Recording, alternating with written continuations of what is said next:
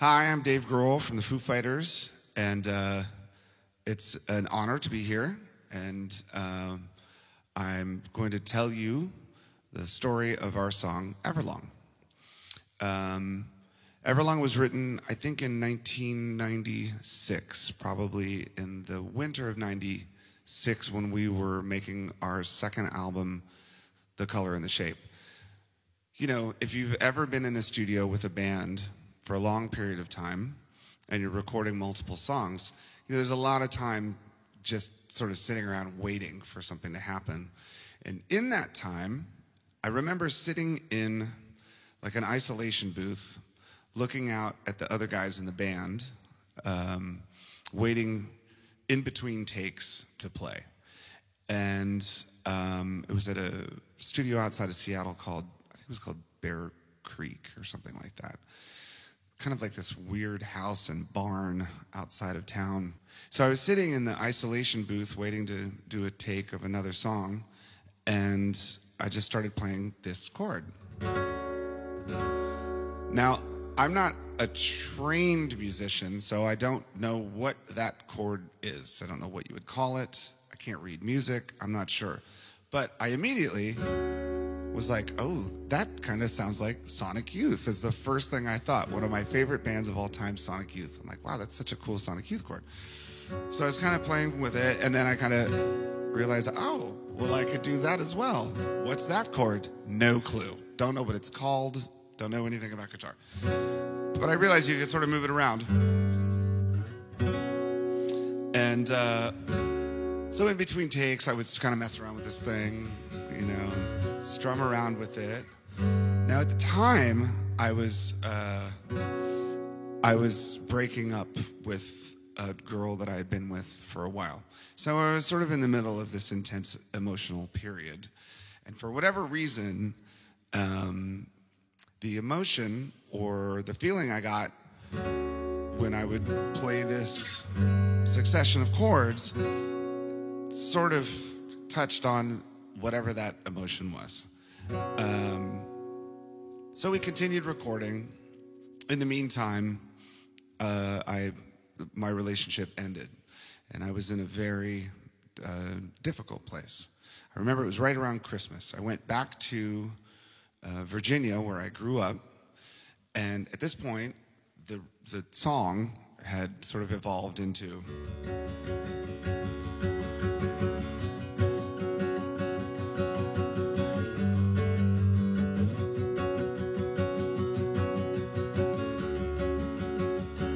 Now also, not to get too like muso-technical or whatever, because I'm not a trained guitar player, I actually look at this guitar, at this instrument, like it's a drum set.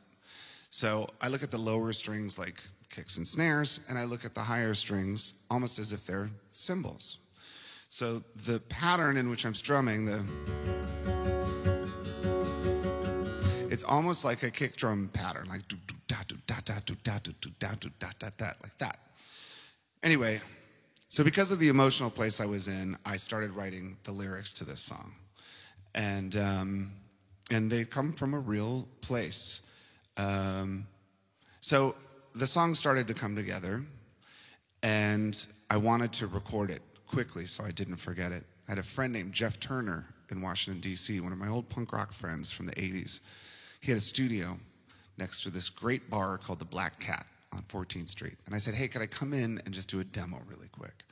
He said, sure. And without having it fully formed, I just kind of went in. I put down a drum track. I put down the guitars and the bass, and I sang it into a microphone for the first time. And it did seem to make sense. The lyric and the melody at the time where I was emotionally, it all made sense. And I think that that's what songs should be.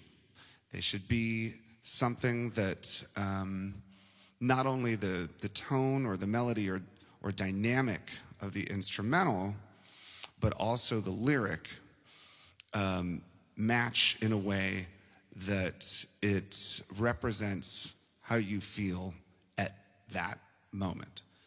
I recorded the song and I brought it back to the guys. I remember actually I played it for Thurston and Kim from Sonic Youth, because I was deathly afraid that I had just totally like ripped off the Sonic Youth song somehow. And I said, oh, listen to this thing I just recorded. And they listened. I said, listen to this demo that I did. And they said, why is that a demo? Why isn't that the album?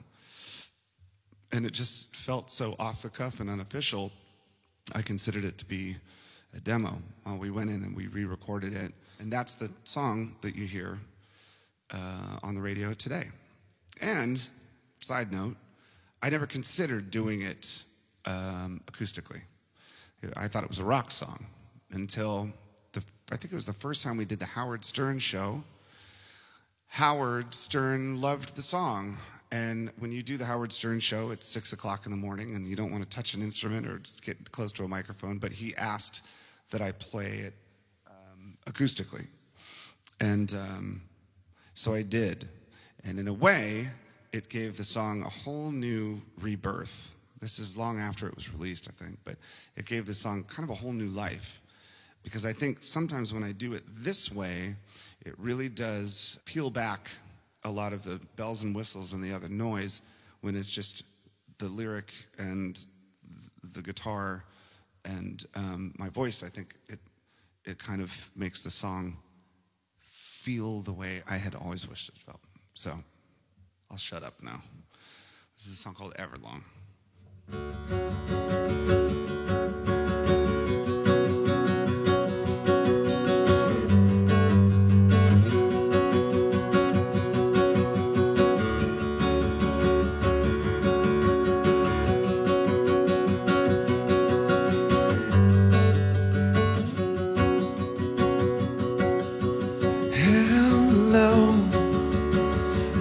Waited here for you, Everlong. Tonight I throw myself into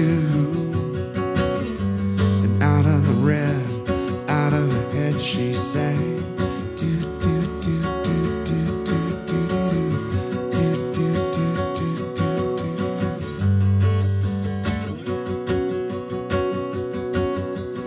Come down and waste away with me, down with me. Slow how you wanted it to be. I'm over my head, out of her head she sang.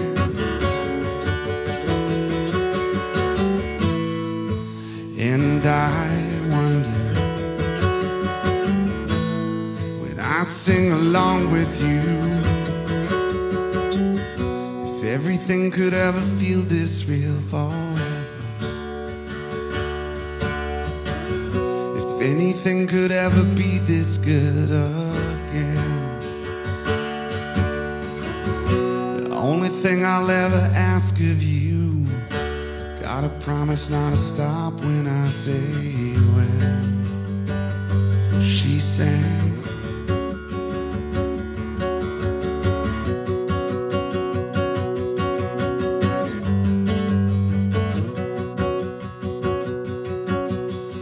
Breathe out so I can breathe you in and hold you in. And now I know you've always been out of your head, out of my head I sang.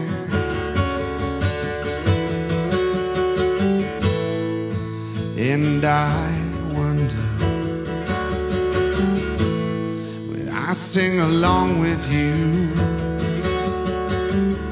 if everything could ever feel this real forever, if anything could ever be this good again. The thing I'll ever ask of you.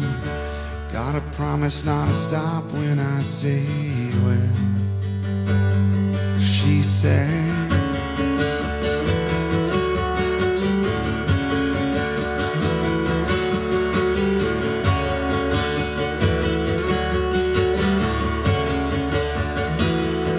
And I wonder,